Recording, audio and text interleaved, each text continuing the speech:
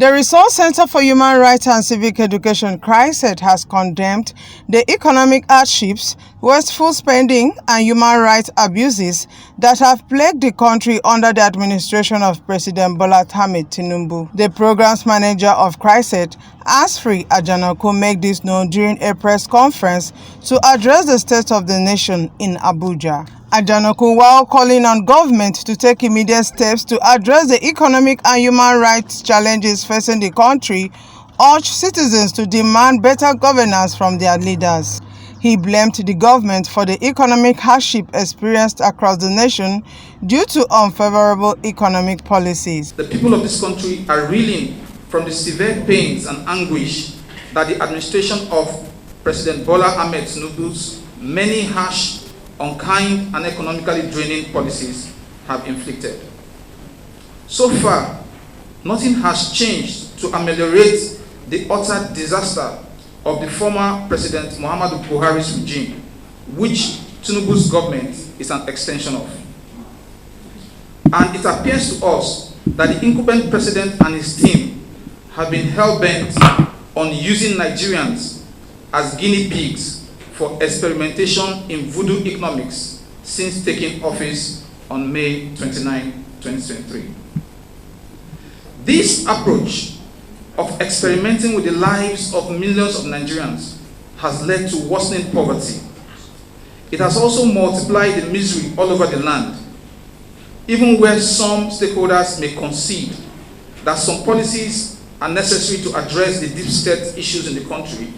The manner of implementation and the lack of commitment to consultation have left much to be desired.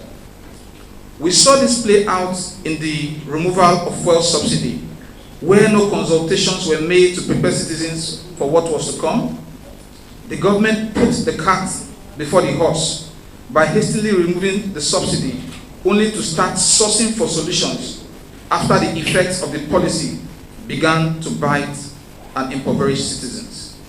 The result is that the rug was pulled off the feet of most Nigerians, leading to skyrocketing inflationary trends, which has further accentuated the poverty and destitution in the land. The government must not wait until people begin dying of hunger in droves before it puts on its thinking cap. We want the federal government to show leadership and organizational capacity in executing programs so that the states can follow a template that leads to appropriate implementation and efficient use of public resources. CHRICED once again urges the people to reject all forms of dehumanization and insist on respect for their fundamental rights.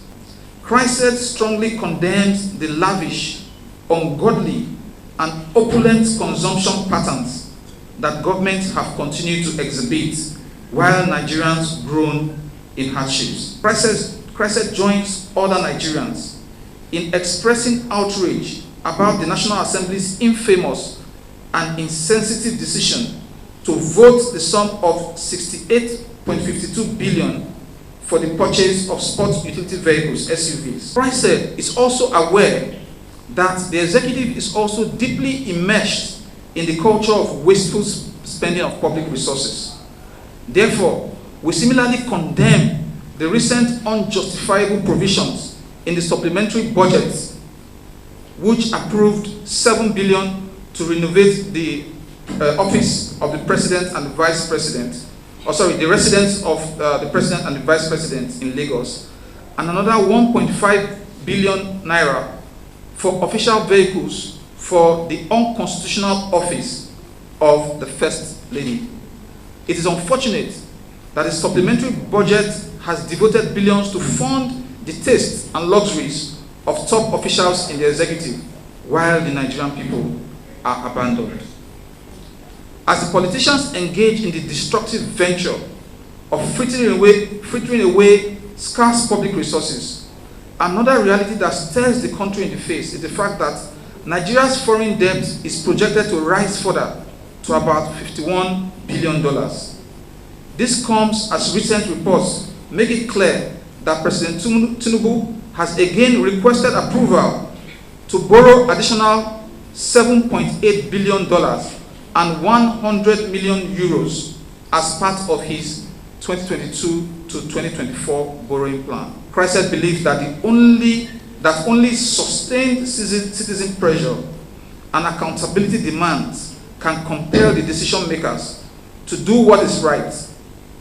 By what is right, we mean the government must first bring an end to profligate spending, which characterizes its expenditure, consult widely with citizens on priorities to drive whatever loans it seeks, and put in place a framework for reaching these project milestones with respect to the monies that Nigeria will borrow.